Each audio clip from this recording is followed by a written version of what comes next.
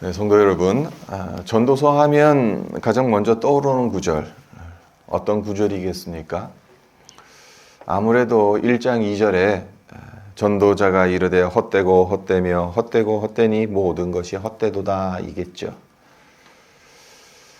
해 아래 모든 것이 헛되다는 솔로몬의 이 외침은 우리 삶에 큰 울림을 가져다 주는 외침이다라고 볼 수가 있습니다. 왜 솔로몬은 헛되고 헛되고 헛되고 헛되니 모든 것이 헛되다 무려 5번이나 반복해서 외치는 것이겠습니까? 이보다 더한 헛됨이 없다는 것을 알려주기 위함은 아니겠습니까? 인생에 경험하게 되는 이 허무함은 상대적인 허무함이 아니라는 거죠. 절대적인 허무함이라는 겁니다. 솔로몬이 누구죠? 보통 사람은 하나도 가지기 힘든 부와 권력, 장수, 지혜, 이 모든 것들을 다 가졌던 사람입니다. 가지고 싶은 것을 다 가졌고 또 이루고 싶은 것을 다 이루었던 사람입니다. 우리 생각엔 그보다 더 행복한 사람 찾아보기 힘들 것 같아요. 세상 어느 누구라도 그를 부러워하지 않을 수 없을 것 같습니다. 하지만 그런 그가 인생의 늙음하게 하는 말이 무엇입니까? 하나님 앞에서 인생의 헛됨을 깨달았다는 겁니다. 우리로선 이해하기 참 쉽지 않는 고백입니다. 하고 싶은 거 다 하면서 살았고 누리고 싶은 거 마음껏 누리며 살았던 솔로몬이니까 이런 말도 할 수 있는 것 아닌가라는 생각을 할 수가 있습니다.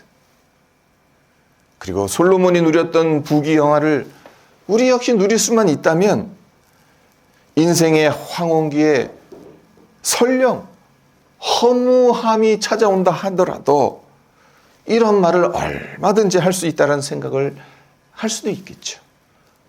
그러니까 평생 재미있게 살다 오다가 늙음하게 잠시 잠깐의 허무함을 맛보는 거 충분히 그럴 수 있다. 그렇게 생각할 수도 있어요. 하지만 성경이 우리에게 요구하는 바가 뭡니까? 그렇게 생각해서는 안 된다는 겁니다. 솔로몬의 이 고백을 솔로몬 개인의 고백이 아닌 하나님의 말씀으로 받아야 한다는 겁니다. 연약한 인간의 경험에서 우러나온 회한의 고백이기는 합니다만 그것을 통해 하나님은 우리에게 말씀하시고 가르치시고자 하는 바가 있다는 것을 우리는 놓쳐서는 안 됩니다. 먼저 1절 상관절을 보면요. 너는 청년의 때에 너의 창조주를 기억하라. 여기서 청년의 때란 단순히 앞으로 즐길 것이 많고 할 것이 많은 젊은 시절을 의미하는 것이겠습니까? 그래서 노인들은 창조주를 기억하지 않아도 괜찮다는 말이겠습니까? 아니잖아요. 12장 전체 맥락성으로 보면 특별히 3절로 5절을 보면 청년의 때가 맞긴 맞아요. 그래서 3절만 봐도 그런 날에는 집을 지키는 자들이 떨 것이고 힘 있는 자들이 구부러질 것이며 맷돌질하는 자들이 적음으로 그칠 것이며 창들로 내다보는 자가 어두워질 것이고 이게 다 비유적인 표현입니다. 노인이 되었을 때 나이가 들어서 그러니까 손이 떨린다는 거죠. 또 이 구부러진다 허리가 구부러진다는 겁니다.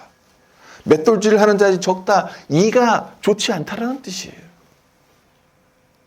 청년의 때인 것은 맞습니다만은 굳이 문자적으로 해석하지 않아도 상관없다는 겁니다. 왜 그런 거예요? 그 이유가 무엇일까요?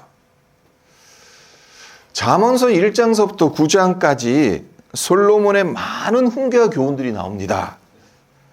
이 교훈을 들어야 할 자들을 내 아들이라고 솔로몬이 여러 구절에서 밝힙니다. 다 찾아볼 수는 없겠죠. 그 중에서 제가 세 구절만 읽어드리겠습니다. 1장 8절을 보시면 잠언서 1장 8절에서 내 아들아 내 아비의 훈계를 들으며 내 어미의 법을 떠나지 말라. 그리고 2장 1절에 또 보면 내 아들아 내가 만일 나의 말을 받으며 나의 계명을 내게 간직하며. 그리고 3장 1절에도 보면 내 아들아 나의 법을 잊어버리지 말고 내 마음으로 나의 명령을 지키라. 그러니까 단락이 바뀔 때마다 솔로몬이 뭐라고 말하냐면 내 아들아 그렇게 이야기를 합니다. 자, 내 아들 이것을 문자적으로 해석한다면 솔로몬의 혈통적인 자식들이죠. 솔로몬의 씨로 낳은 아들, 딸들. 하지만 과연 그렇습니까? 물론 솔로몬의 혈통적 자식들도 들어야 하는 훈계이기는 합니다마는 그의 백성들 한 걸음 더 나아가선 잠언서를 읽는 모든 연령대 그리고 모든 시대의 사람들을 가리키는 것이지 않겠습니까? 그러니까 전도서 12장 1절에서 말하는 청년의 때 역시 마찬가지라는 겁니다. 단순히 나이상의 청년을 말하는 것이 아니라는 겁니다. 이 교훈을 듣고 지금 깨달아서 실천할 수 있는 모든 연령대의 사람들이라고 우리가 봐도 무방하다는 겁니다. 그러니까 솔로몬이 말하는 청년의 때란 활기왕성한 젊은 시절을 말하기도 하겠습니다마는 말씀을 듣는 지금 이 순간이다라고 해석해도 무방하다는 겁니다. 그리고 나중에 후회하지 말고 지금 여기서 깨달으라는 교훈으로 받아들여도 된다는 겁니다. 말씀을 듣고 깨닫는 것은 언제 하는 겁니까? 오늘은 바쁘니까, 오늘은 내가 할 일이 많으니까, 오늘은 말씀을 깨닫기가 좀 쉽지가 않네요. 그게 아니죠. 나중이 아닙니다. 지금 이 순간입니다. 그런 말이 있잖아요. 오늘이 내 인생에서 가장 젊은 날이다.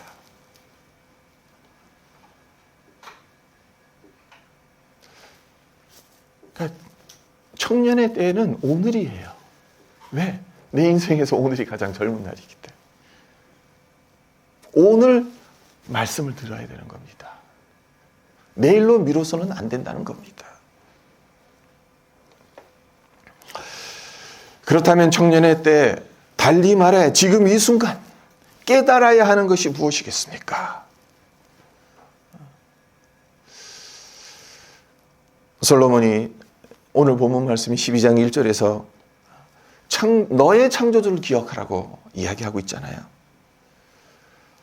하나님은 우리를 창조하신 창조주십니다. 우리에게 생명을 주신 분이고 우리의 생명을 거둬 가실 분입니다.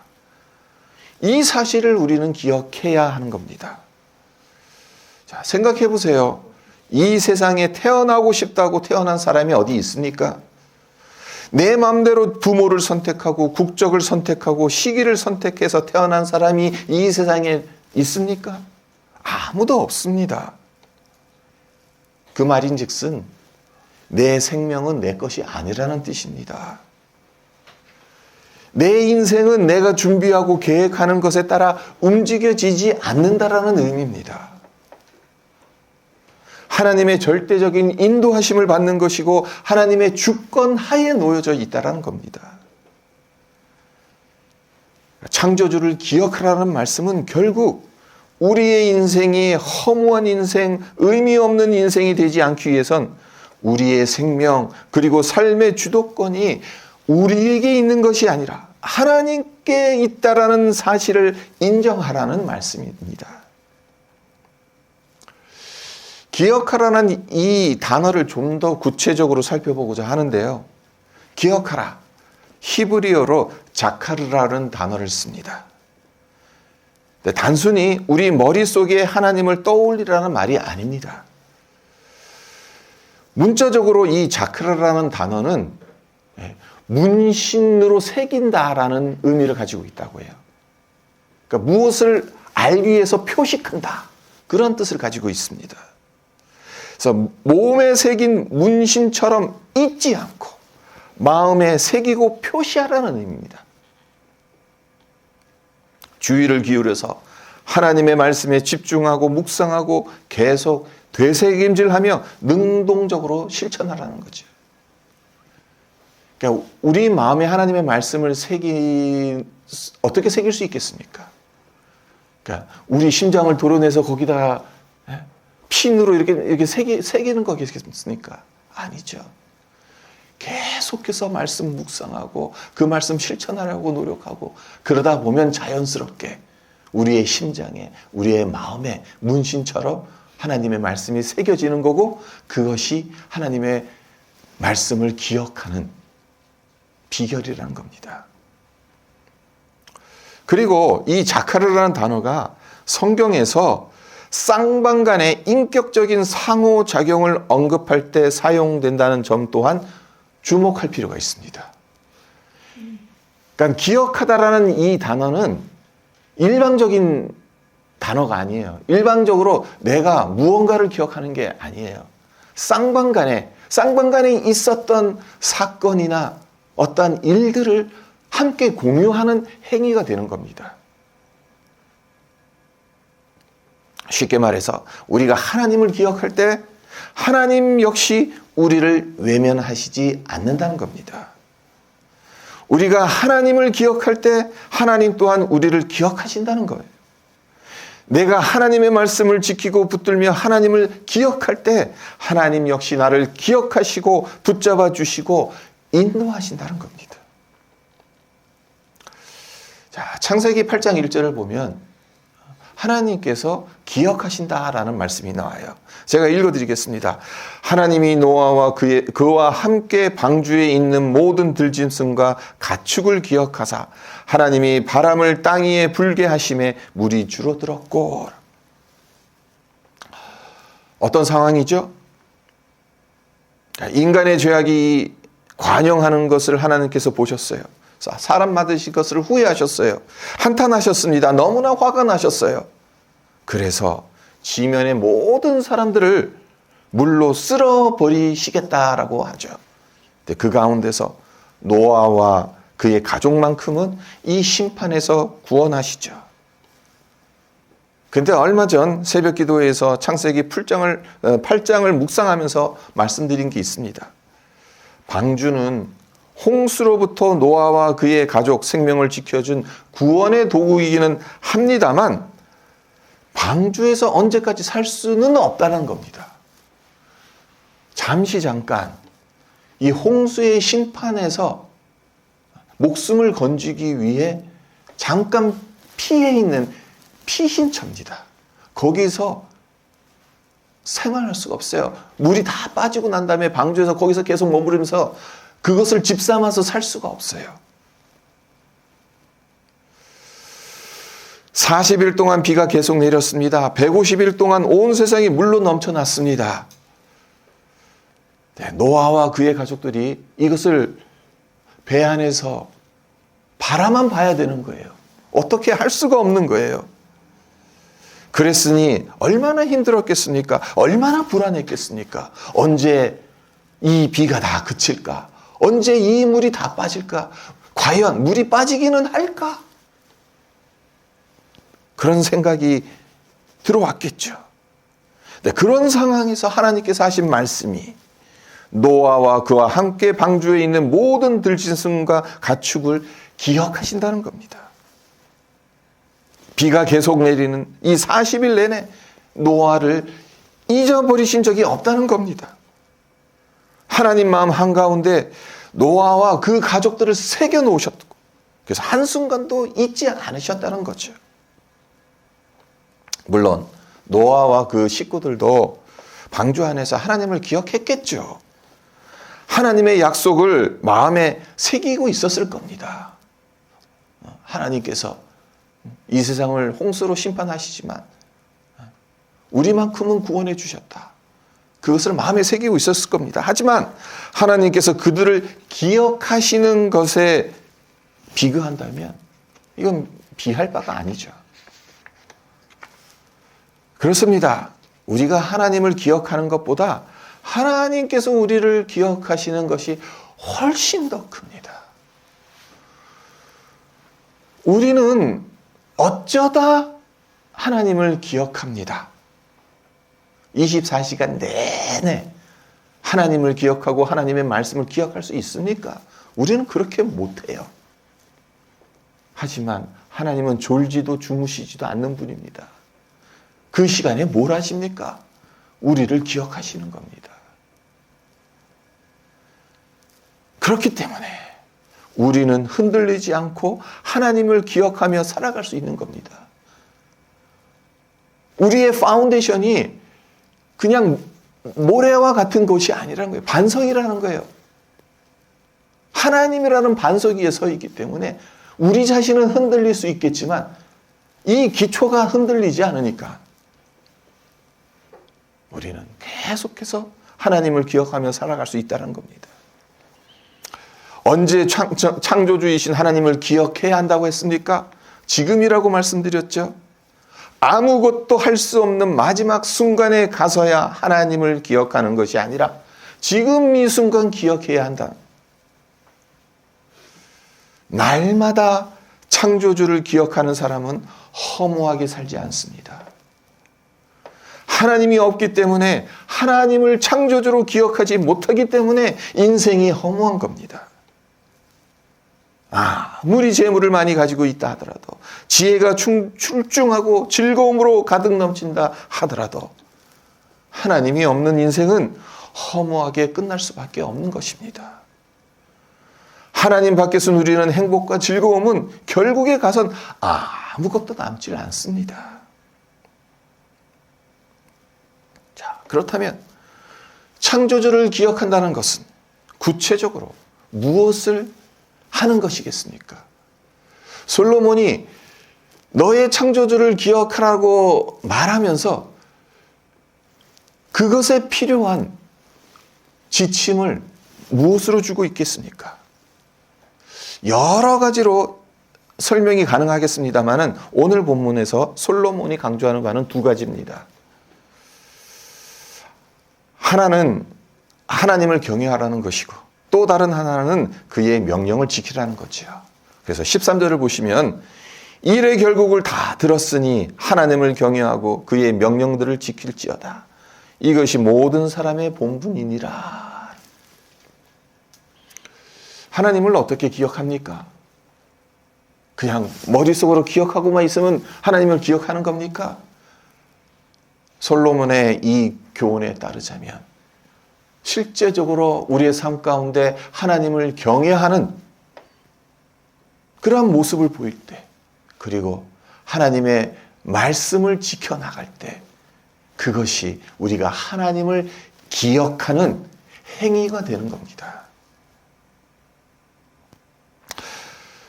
솔로몬은 최선을 다해 수고하며 살아가는 것만으로는 부족하다는 것을 깨달은 사람이에요. 우리 역시 아무리 발버둥 치고 노력해도 가질 수 없는 것이 있다는 것을 경험하지 않습니까? 아무리 잡으려고 해도 빠져나가고 지키려고 해서도 사라지는 것들이 우리 삶에 얼마나 많습니까? 내 힘과 능력은 한계가 있습니다. 완전하지 못합니다. 그렇기 때문에 이 사실을 겸허하게 받아들이며 하나님을 경외하는 자가 지혜로운 자인 겁니다. 전도서 3장 14절을 보면 솔로몬이 하나님을 경외하는 것과 관련해서 이렇게 말해요. 하나님께서 행하시는 모든 것은 영원히 있을 것이라. 그 위에 더할 수도 없고 그것에서 덜할 수도 없나니 하나님이 이같이 행하심은 사람들이 그의 앞에서 경외하게 하려 하심인 줄을 내가 알았도다. 하나님을 경외하기 위해 필요한 것이 무엇인가?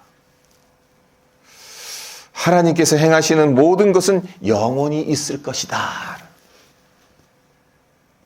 이것을 솔로몬이 깨달았다는 겁니다. 하나님은 영원하신 분입니다. 하나님께서 행하신 모든 것들은 사라지지 않습니다.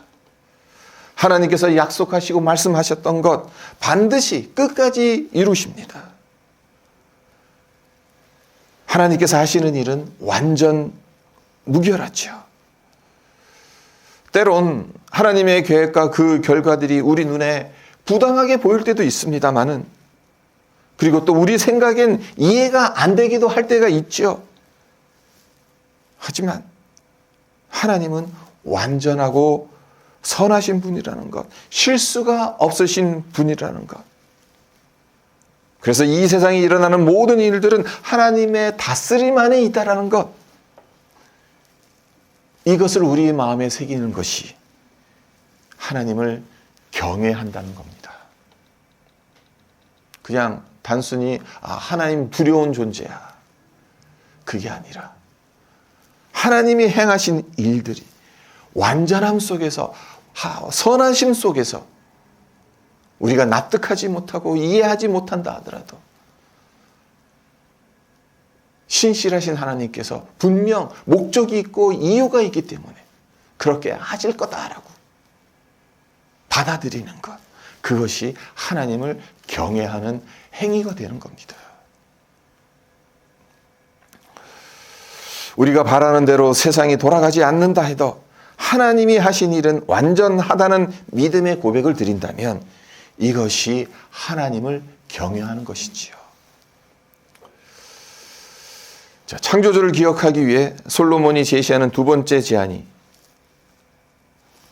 하나님의 명령을 지키라는 거죠.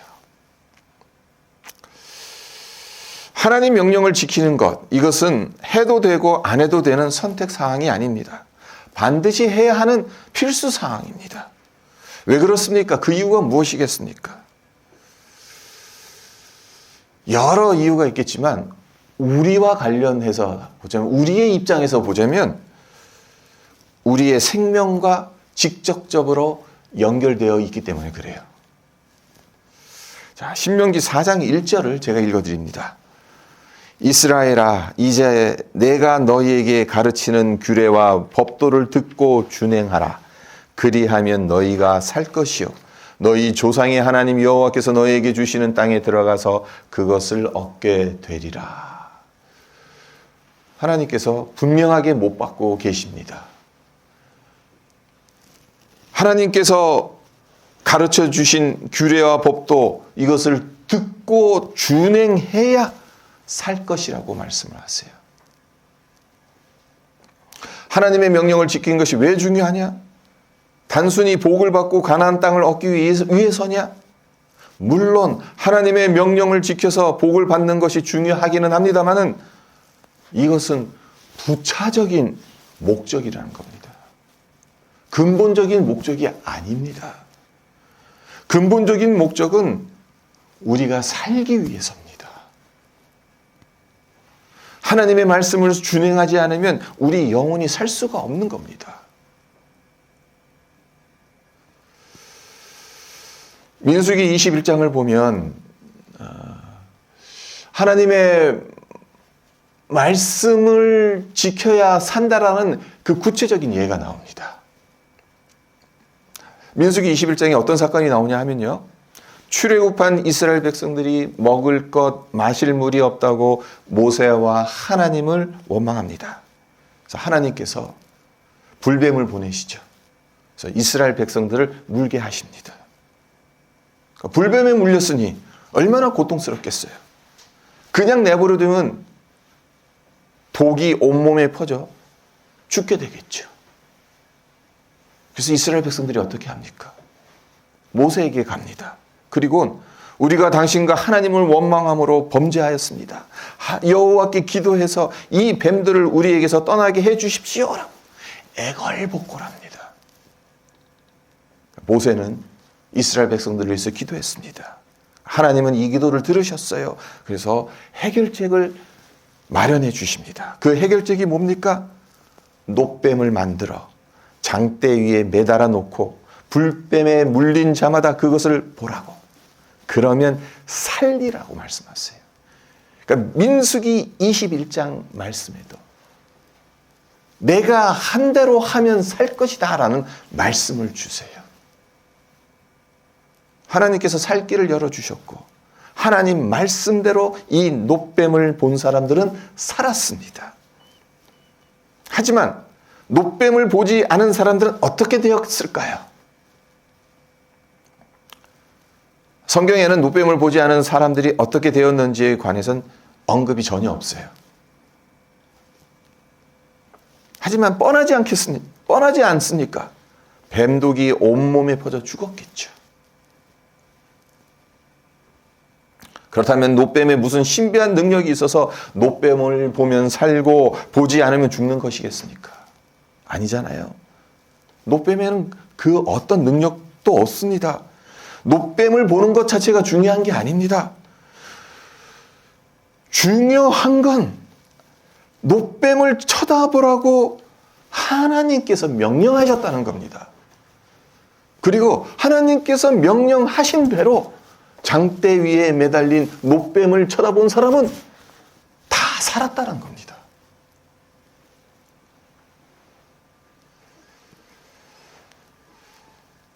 네, 하나님의 말씀을 지키는 것이 이처럼 우리의 생명과 직결된 아주 중요한 상황이에요. 우리는 말씀을 어떻게 받아들입니까? 이 말씀을 내 목숨처럼 여깁니까? 목숨처럼 여겨야 돼요. 그래야 사는 겁니다. 말씀 없이도 살 수 있다. 그렇게 생각하신다면 정말 큰일 납니다.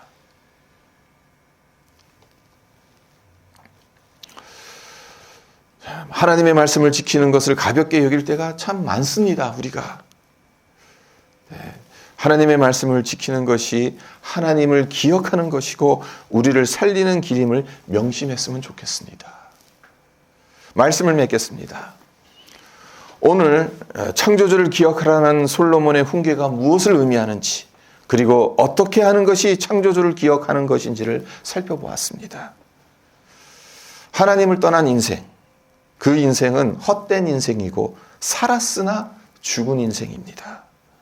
그러나 하나님이 나의 창조주 되심을 기억하여서 하나님을 경외하고 하나님의 말씀을 지키며 하루하루를 성실하게 살아간다면 나의 수고와 노력 그리고 간구를 하나님은 기쁘게 받아주실 겁니다. 그리고 그런 인생은 헛된 인생이 아닌 의미 있는 인생일 겁니다. 결론이 나오죠. 모든 것을 소유했던 자기가 가지고 싶은 것들을 다 가져봤고 원하는 대로 하고 싶은 것을 다 해봤던 솔로몬이 인생의 황혼기에서 내가 다 해봤다. 네, 하나님 떠나서 다 해봤더니 그것만큼 허무한 게 없더라.